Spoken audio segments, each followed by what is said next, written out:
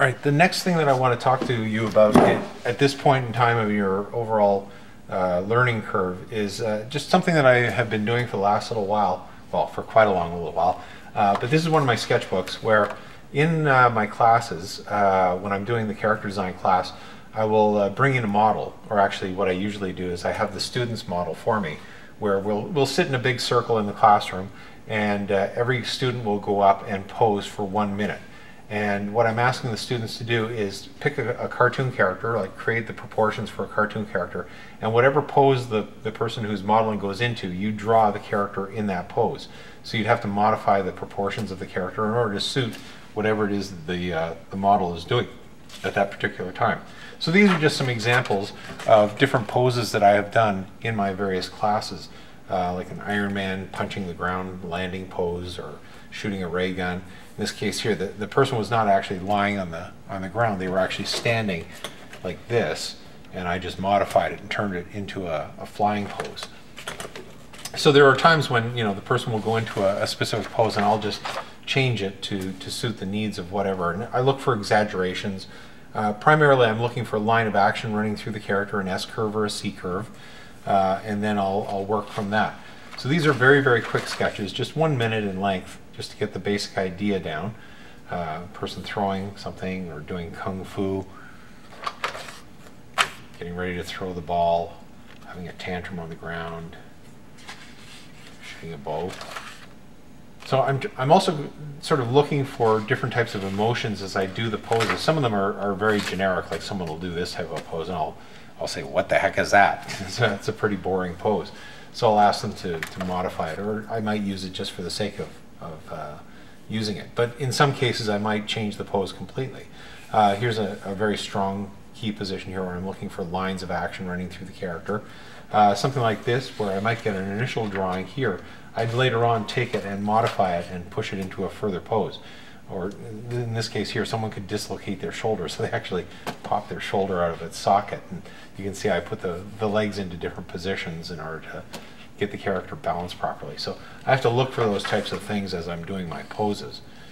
So it's just trying to find an adequate pose for what the character is doing, and starting to affix a specific emotion to it.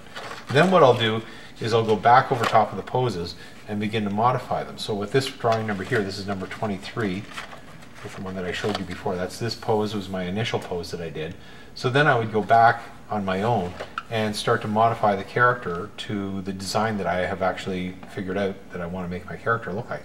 So you can see the head is not the same in this one. This is actually more of the final pose here, or the final design of the character. So I've made a little note to myself, modify the head to match later cleanups.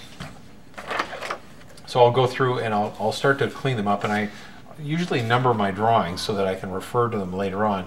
So this is my version number 2 of my drawing number 28. So if I flip through here to find my drawing number 28 pose,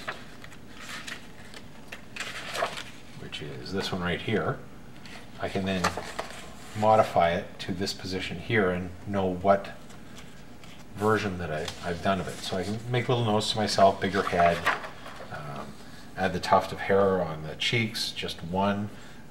Tail is white, so I shaded it in there in darker color. And thinking about things like, what are the pads on the palms of the hands going to be, or on the bottom of the feet?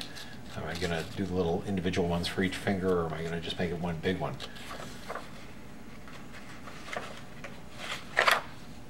Again, just playing around, making little notes to myself. I use this one to actually design a maquette, the final version of my character in a statuette. Just so I knew what the character looked like three-dimensionally. I'm starting to tighten up. Playing around with different positions for different parts of the body. What would the leg look like if it was bent here or straightened out? And sometimes the rabbit would not have been in this pose, but I decided to throw it in there. And this is not necessarily to say this is who this character is. It's just that that's what the pose sort of dictated, that emotional context for it. And then I start to play around with, facial expressions and thinking of ways to push the pose further. This is my third version of this one here. This is 3A, then going into 3B, pushing it further, looking at how I could flip the the legs around and open up the arms maybe by switching the arms to the opposite position, which would then switch the legs to the opposite position as well, trying to create the strong silhouette. So if you go into the website, you'll find that when you go into the school section, animation school, that you look on the right hand side as you scroll down towards the bottom. I believe it's on the right hand side, but there's a section called dynamic posing, and if you click on that, it'll take you to a PDF file, which is a rough draft of one of the chapters of one of the new books that I'm working on called Dynamic Posing. And you can see this entire process that I'm doing here with the panda bear, how I'm sort of working the poses through and my thought process on this. You can download that and print it out if you want to and use it as a reference. But here's what I want you to start getting into at this point in your overall learning curve, is starting to play around with this type of posing and thinking, how can I push the pose further and make it more interesting looking? And that'll help us later on when we go to do our actual character animation. I think what I'll do is I'll take this character and use this for my walk cycle animation, thinking about, you know, proportions of the character, volumes, the structure of his legs and arms and length of them, and the overall weight of the character too, how that would affect the way the character walks. So I'll use this later on when we go to do the actual walk cycle itself.